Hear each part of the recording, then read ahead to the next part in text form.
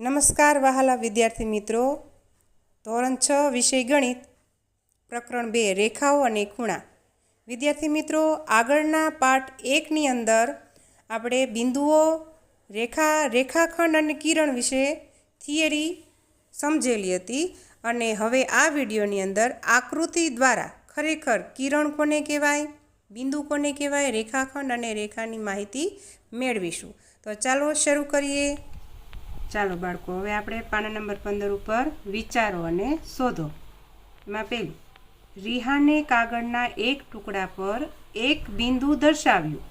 આ બિંદુમાંથી પસાર થતી કેટલીક રેખાઓ તે દોરી શકે છે. બીજું છે, શીતલે કાગળના એક ટુકડા પર બે બિંદુઓ દર્શાવ્યા. તે આ બંને બિંદુમાંથી પસાર થતી કેટલી જુદી જુદી રેખાઓ દોરી શકે છે? શું તમે રિહાન અને શીતલને તેમના જવાબ શોધવામાં મદદ કરી શકો છો? તો ચાલો બાળ દોસ્તો, આપણે બંનેના જવાબ આપણે શોધીશું. સૌથી પહેલાં છે, રિહાને કાગળ પર એક ટપકું કર્યું, બિંદુ લીધું, બરાબર.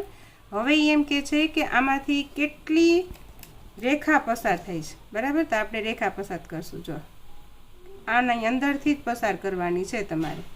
તો આ બિંદુમાંથી કેટલી બધી છે એ રેખા પસાર થઈ શકે છે. એટલે કહી શકાય કે એક બિંદુમાંથી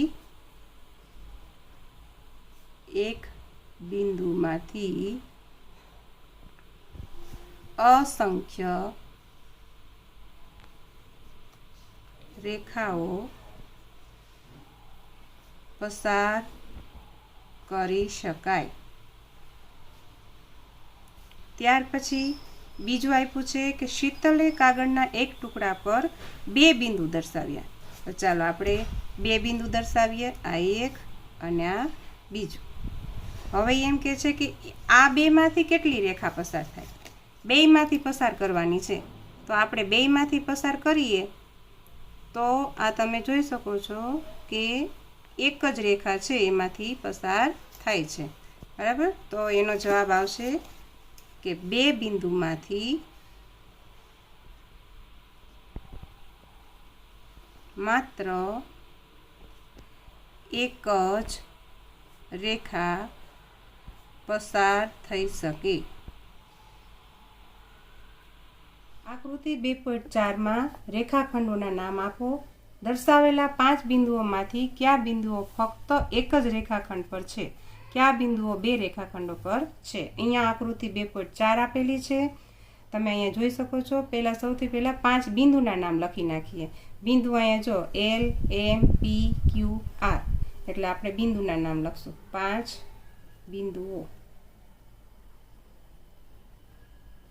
L, M, P, Q અને R. હવે રેખાખંડોના નામ પણ લખવાના છે. તો આપણે રેખાખંડોના નામ લખશું. રેખાખંડ જો અહીંયા L થી M સુધી જાય છે, M થી P, જો અહીંયા દોરીને દેખાડું છું, L થી M, M થી P, P થી Q અને Q થી R. બધાના નામ છે આપણે અહીંયા લખી નાખશું. રેખાખંડ LM, રેખાખંડ MP, રેખાખંડ PQ અને રેખાખંડ QR. આ 4 છે એ નામ બન્યા. હવે આની અંદર જો શું લખ્યું છે, 5 બિંદુઓમાંથી કયા બિંદુઓ ફક્ત એક જ રેખાખંડ પર છે અને કયા બિંદુઓ બે રેખાખંડો પર છે? તો આપણે પહેલાં લખીએ, ફક્ત એક રેખાખંડ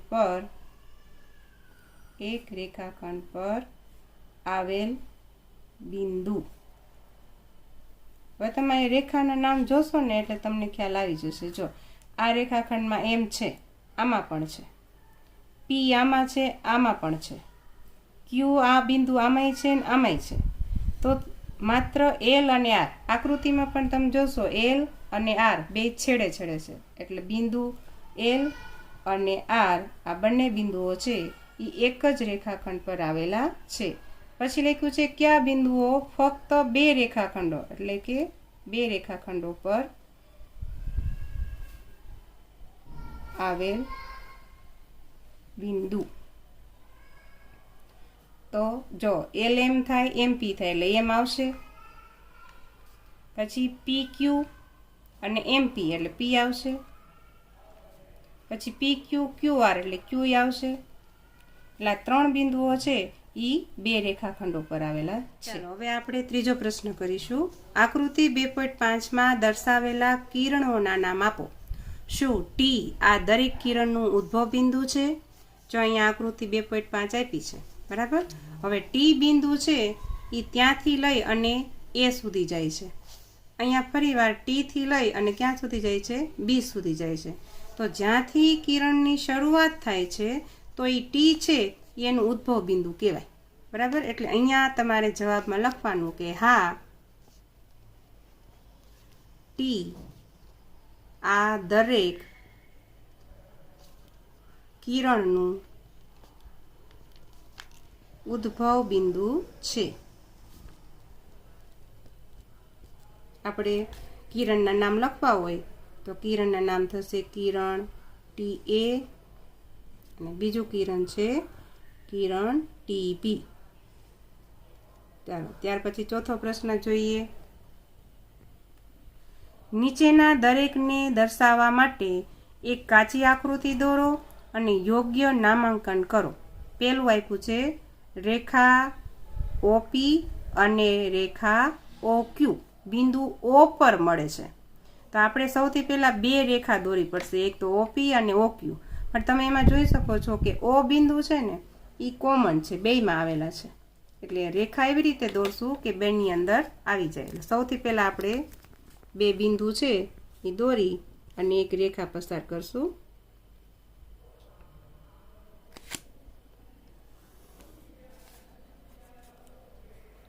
આમાં ઓ નામ આપશું અને અહીંયા બિંદુ ઉપર પી નામ આપશું. હવે બીજું છે ઓ ક્યુ. એટલે હવે અહીંયા ઓ તો છે જ, એટલે તમારે અહીંયા છે એ આ રીતે પસાર કરવાનું એ ઓમાંથી, અને આને ઓ અને અહીંયા નામ આપવાનું ક્યુ. એટલે આ ઓ પી રેખા થઈ અને આ ઓ ક્યુ એ આપણને ઓની આરે છેદે છે. ઓ પી રેખા ઓ ક્યુમાં છેદે છે, બરાબર. ચાલો ત્યાર પછી આપણે જોશું બી. કિરણ એક્સ વાય અને રેખા પી ક્યુ. જો ઉપર જે નિશાની છે ને ખાસ જોવાની. કિરણ એક્સ વાય અને રેખા પી ક્યુ બિંદુ એમમાં છેદે છે. એટલે સૌથી પહેલાં આપણે કિરણ દોરીશું.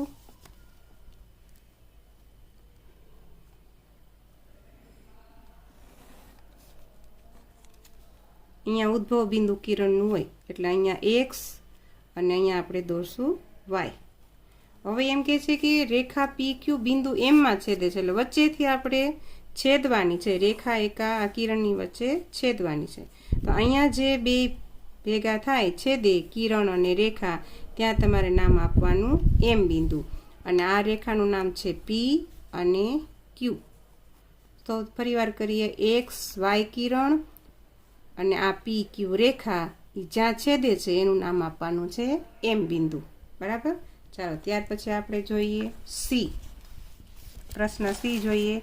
રેખા એલ પર બિંદુઓ ઈ અને એફ આવેલા છે, પરંતુ બિંદુ ડી તેના પર આવેલું નથી. એટલે રેખા એલ પહેલાં આપણે દોરશું, બરાબર.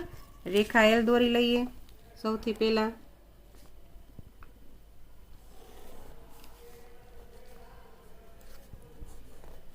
એલ રેખા દોરી. હવે એમાં કીધું છે કે ઈ એફ બિંદુ એના ઉપર આવેલા છે, એટલે અહીંયા 2 બિંદુ આપણે દોરી લઈએ, ઈ અને એફ.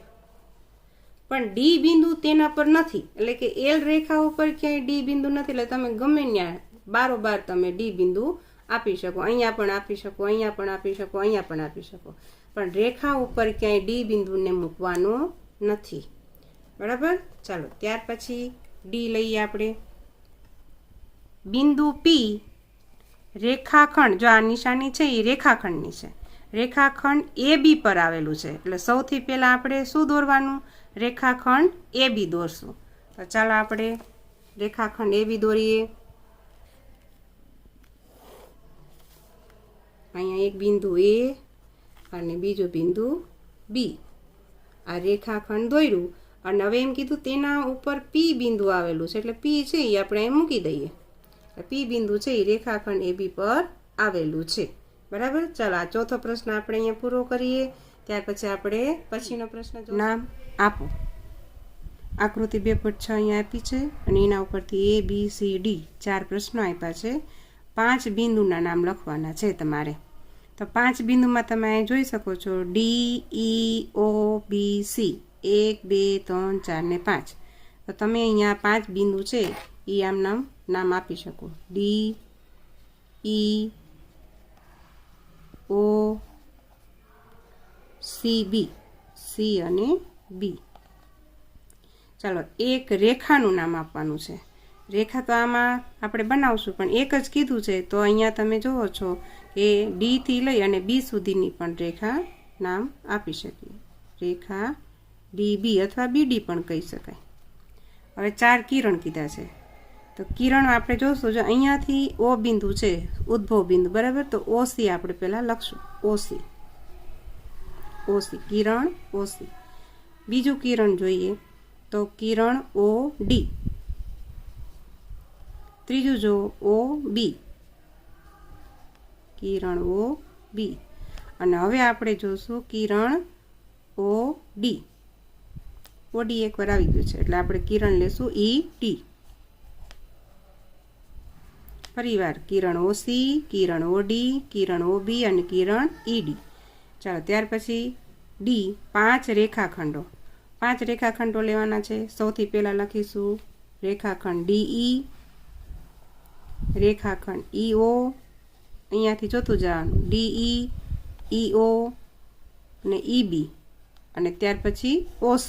એટલું લખીએ આપણે. EO પછી રેખાખંડ OB અને રેખાખંડ OC. ત્યાર પછી તમે રેખાખંડ DB પણ લખી શકો કારણ કે રેખાખંડમાં અંત્ય બિંદુઓ આવેલા હોય છે. એટલે D અને B અથવા BD પણ તમે લખી શકો. 1, 2, 3, 4, 5. આ જે પ્રશ્ન છે એમાં રેખા કીધું હોય તો રેખાની નિશાની, કિરણ કીધું હોય તો કિરણની નિશાની અને રેખાખંડ કીધું હોય તો રેખાખંડની નિશાની હોવી જરૂરી છે. આકૃતિ 2.7 છે તે O થી શરૂ થાય છે. જો અહીંયા આકૃતિ 2.7 છે, O થી બિંદુ શરૂ થાય છે અને એ સુધી કિરણ લંબાયું છે. એના ઉપર B બિંદુ આવેલું છે. આગળ વાંચીએ. અને બિંદુ A માંથી પસાર થાય છે. તે બિંદુ B માંથી પણ પસાર થાય છે. આપણે કિરણની સમજૂતી મેળવી ત્યારે કીધું હતું કે કિરણમાં એક ઉદ્ભવ બિંદુ નક્કી જ હોય પણ કિરણનું છેલ્લું જે બિંદુ છે એ નિશ્ચિત હોતું નથી. એટલે અહીંયા A અને B છે ને એ એના ઉપર આવેલા બિંદુ છે. તેમાં પહેલું છે, શું તમે તેને કિરણ OB તરીકે પણ નામ આપી શકો છો? તો અહીં કિરણ OB પણ OB B તો છે એ છેલ્લું બિંદુ નથી, બરાબર. તેના ઉપર આવેલું બિંદુ છે એટલે આપણે અહીંયા લખશું ના, કિરણ OB નામ આપી શકાય નહીં, આપી શકાશે નહીં. તો બીજું લખ્યું છે, શું આપણે કિરણ OA ને કિરણ OA તરીકે લખી શકીશું? ન લખીએ તો શા માટે ન લખી શકું? તો અહીંયા જો બિંદુ O થી તો કિરણ શરૂ થાય છે, બરાબર, અને એ બિંદુ એના ઉપર આવેલો છે. હવે આ સાઈડ છે એ ઊંધું બિંદુ થોડું હોય, બરાબર. કિરણ છે એ ઊંધું જાય છે એટલે એ O તો લખી જ ન શકાય કારણ કે આનું ઉદ્ભવ બિંદુ કયું છે? કિરણનું O છે. તો આમાં પણ આપણે શું લખશું? ના, કારણ કે